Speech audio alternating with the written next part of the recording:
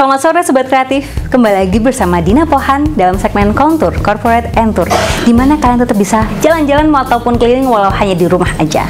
Nah, sore ini Dina berkesempatan untuk mengunjungi lokal brand lagi, salah satu mitra binaan dari Bank Indonesia dalam rangka Festival Voice Malang. Nah, sore ini Dina bakalan ngulik seperti apa Dinara Wooden Hills atau mungkin Dinara Indonesia, dan seperti apa kreativitas dan produk yang dihasilkan. Kalau begitu, saksikan video ini. Yuk!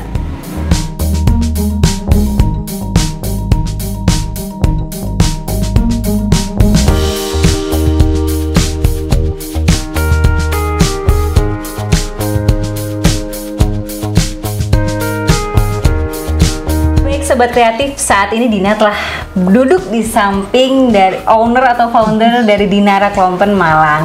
Ibu boleh kenalan dulu mungkin biar Sobat Kreatifnya kenal dengan Dinara Klompen. Iya, terima kasih. Assalamualaikum warahmatullahi wabarakatuh. Waalaikumsalam warahmatullahi wabarakatuh. Saya Sri Andriani, founder dan owner dari Dinara Wooden Hill. Dinara Wooden Hill. Dinara Wooden Hill. Kalau merek kami memang Dinara, cuman brand kami biasanya kita terbiasa dengan Dinara Wooden Hill. Iya. Oh, Dinara Wooden Hill. Di mana-mana udah orang taunya Dinara Wooden Hill begitu, padahal ini apa? Dinara sebenarnya merek. Kalau Dinara Klompen itu salah satu dari produknya berarti ya, Bu? Iya, salah satu dari produk kami. Nah, berarti Dinara saja ya, biar dari general ya, Bu ya. Dinara. Mungkin bisa diceritakan sejarah atau asal mulanya mengapa nih terbentuknya Dinara ini?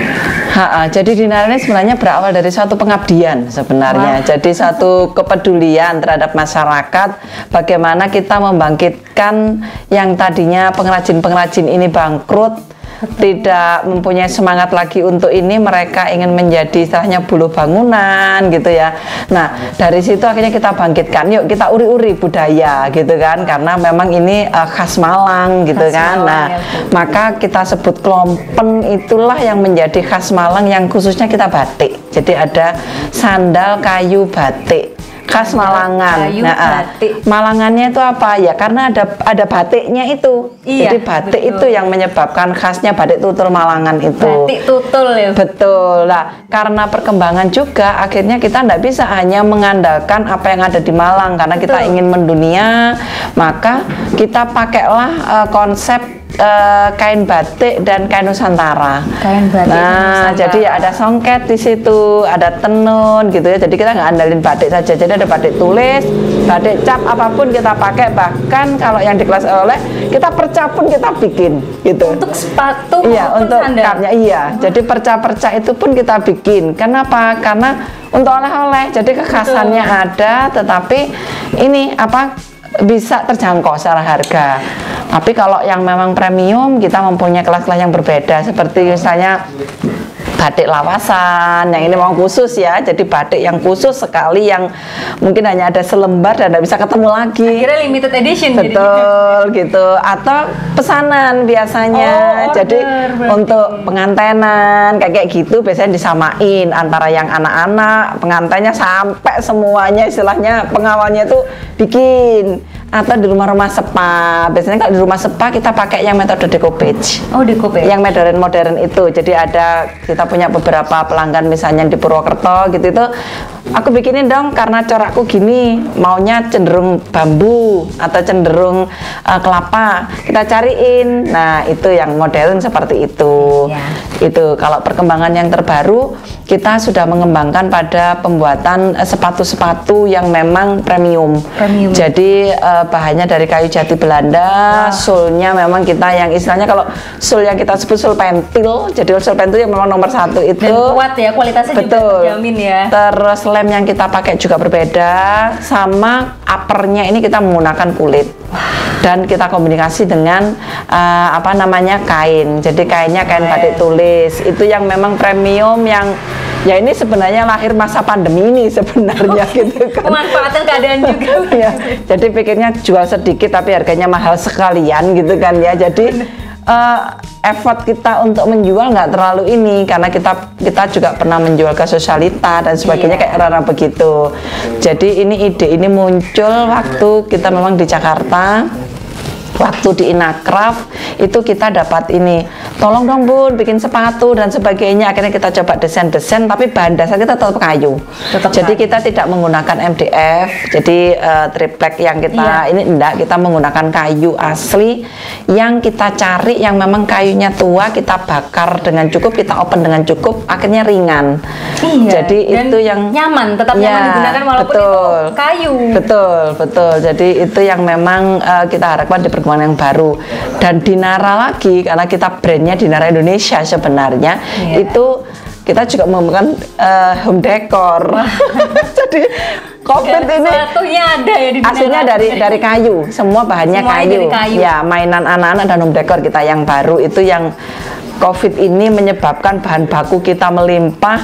Orang kan milih ya, ngapain pakai sandal gitu loh. COVID ngapain pakai sandal gitu kan, nggak fashion gitu kan. Akhirnya kemarin kita bikin mainan kayu, kita buat home decor, bahkan anak-anak yang pingin beli alat-alat home decor yang istilahnya puzzle-nya, itu beli dari kita gitu kan. Jadi lebih murah karena kita bahan bakunya banyak daripada bahan baku nggak bisa kita gergaji untuk sandal ya itu, tapi itu yang malah bisa membantu cash flow kita. Jadi ini yang kita nggak pivot banget ya kalau istilahnya orang ini. Jadi kita tetap dasarnya pada kayu, tetapi pengembangan usahanya yang kita buat seperti meja, kursi. Kita beberapa sih home decor kemarin ada beberapa produk yang sudah kita coba. Kalau boleh tahu nih sudah dari tahun berapa ya Bu? Belum lama sih, kita ibaratnya masih bayi. Berapa umurnya Bu? Kita di 2017 baru lahir sebenarnya. 3 tahun iya. Berarti. Cuman memang pada saat itu tadi saya bilang bahwa ini dari pengabdian. Jadi dulu model dasar sandal itu ada. Nah, cuman kalau dulu itu teman-teman yang di pengrajin itu senengnya itu murah. Kayunya juga kayu yang nggak pilihan, pokoknya harganya murah karena mereka bersaing dengan sendirinya, kayaknya bangkrut itu tadi. Nah, akhirnya kita buat desain yang baru dengan kualitas yang baru. Jadi 2017 itu istilahnya kita launching dari merek, tetapi sebenarnya produk sudah lama kita sudah lama, tapi brand Dinaranya betul. Jadi kalau produk ini lahir sudah tahun 2009 sebenarnya. 10 tahun lebih, 11 tahun malah. Iya, cuman ya masih modelnya masih yang sederhana begitu itu dengan kualitas yang kita sebut sulnya sul aspal kalau dulu itu. Jadi dipakai seminggu udah lepas. Itu dulu itu kita.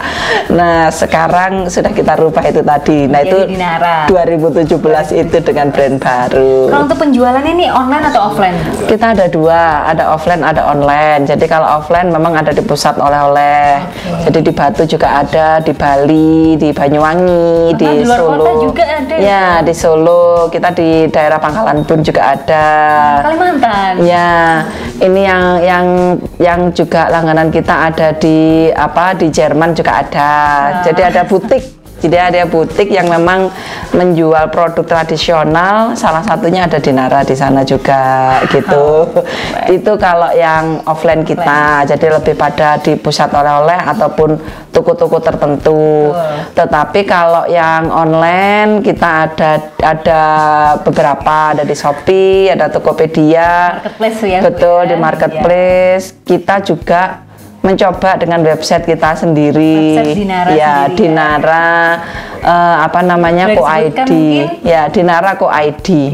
Iya, jadi kita mencoba, kalau itu masih belajar ya. Tapi kan sudah hebat bisa memiliki website sendiri. Iya, kita punya website ya sama sosial media yang umum lah gitu. Dinara merupakan salah satu mitra binaan dari Bank Indonesia. Betul. Boleh mungkin diceritakan atau sedikit secara singkat seperti apa support dari Bank Indonesia untuk Dinara? Jadi gini, awalnya kita itu dulu di Bank Indonesia itu kan awalnya ada kurasi. Betul. Ya kan? Jadi ada kurasi, suruh ngirim produk, ikut pelatihan tapi harus bawa produk. Nah, dari produk itu udah di display gitu aja. Ya udah kita display gitu aja gitu kan. Nah, setelah itu berkembangnya waktu, ternyata kita dapat fasilitasi gitu kan. Pada saat itu kita diuruskan merek. Nah, merek turunan dari Dinara kita, Dinara sudah punya di awal ngurus sendiri. Terus yang kedua ada turunan merek untuk kelas yang berbeda. Jadi kelas sandal spon dan sebagainya itu. Nah, terus setelah itu kurasi itu akhirnya kita dipanggil lagi sama BI untuk coaching selama sebulan kemarin itu. Sebulan itu seminggu 3 kali kalau nggak salah gitu kan ya. Pada saat itu. Iya, di coaching. Jadi harus ikut. Jadi agak disiplin sih maksudnya. Jadi gimana harus ikut, gimana harus ikut dan tidak boleh diwakilkan gitu kan. Ternyata dari situ alhamdulillah kita dapat kesempatan gitu kan untuk pameran gitu. Terus dapat juga kita disubkan ke bank lain. Jadi mungkin tidak hanya BI saja tapi disubkan ke bank yang bisa mengcover kita secara pembiayaan gitu kan. Cuman karena kan ibaratnya BI nggak bisa ngasih kredit, tapi yang bisa ngasih kredit kan bank banyak. Akhirnya ini dihubungkan ke satu bank gitu. Kita ada 2, akhirnya dihubungkan untuk itu gitu. Nah, seperti ini juga salah satu bentuk fasilitasi dari BI gitu kan ya. Jadi ada pameran online, kita juga baru ngerti ada namanya pameran online. Kita pikir kayak apa pameran online, kita senengnya offline kan. Kalau pameran biasanya bisa langsung secara fisik melihat karena bisa ngomong kan gitu, bisa menjelaskan. Kalau orang pesen bisa kita bikinkan gitu kan.